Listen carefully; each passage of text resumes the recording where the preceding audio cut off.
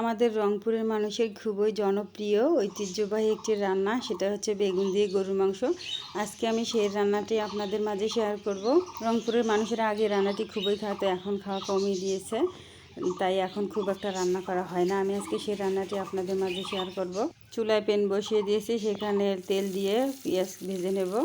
পেঁয়াজ যখন বাদামি কালার হয়ে আসবে, এখানে মরিচ, মশলা, আদা রসুন বাটা এবং গরম মশলা সহ যাবতীয় মাংসের মশলা সব এখানে কষিয়ে নেব। মশলাগুলো যেন পুড়ে না যায়, সেজন্য নাড়াচাড়া করে নিতে হবে।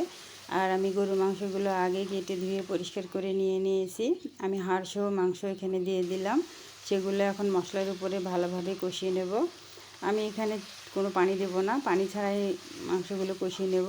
ঢাকনা দিয়ে কিছুক্ষণের জন্য ঢেকে দিলাম, মাংসের ভিতর থেকে পানি বের হয়ে আসবে। এদিকে আমি বেগুনগুলো গোল গোল করে কেটে নিয়েছি। আর বেগুন দিয়ে গরুর মাংস রান্নাটি কিন্তু আপনারা খেয়ে দেখবেন। অনেকে ভাবে বেগুন দিয়ে আবার গরু মাংস খায় কীভাবে, হাস্যকর ব্যাপার, কিন্তু মোটেও হাসির বিষয় না। আপনারা একদিন রান্না করে খেয়ে দেখবেন, এটা এত স্বাদ, মুখে লেগে থাকার মতো স্বাদ কখনো ভুলতে পারবেন না। মাংসের ভিতরে যে পানি ছিল সেগুলো আমি এখানে শুকিয়ে নেব। তারপর আমি মাংস সিদ্ধ হওয়ার জন্য পরিমাণ মতো ঝোল দিয়ে দিব। রান্নার ভিতরে যখন বলক আসা শুরু হয়ে যাবে, তারপরে আমি কেটে ধুয়ে রাখা বেগুনগুলো সেগুলো আমি দিয়ে দেব। আমি এখানে কালো বেগুন দিয়ে আজকে গরুর মাংস রান্না করব। আপনারা যে কোনো বেগুন দিয়ে রান্না করলেই হবে, তবে বেগুনগুলো এমনভাবে কেটে নিতে হবে যেন নাড়াচাড়া করার সময় গলে না যায়। কিছুক্ষণ পর ঢাকনা তুলে চামচ দিয়ে আমি রান্নাটি উলট পালট করে নাড়াচাড়া করে দেব। বেগুন সহ মাংস আমি কষিয়ে নিতেছি। এরপরে পরিমাণ মতো ঝোল দিয়ে দেব।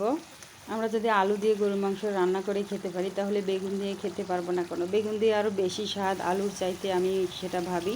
এই যে আমি ঝোল দিয়ে দিলাম, এই ঝোলেই যথেষ্ট, এর বেশি আর ঝোল রাখবো না।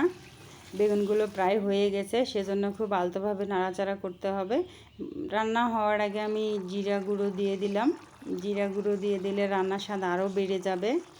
আমি কাঁচা মশলা দিয়ে রান্নাটি করেছি, রান্না শেষ হওয়ার আগে একটু জিরা গুঁড়ো দিয়ে দিলাম।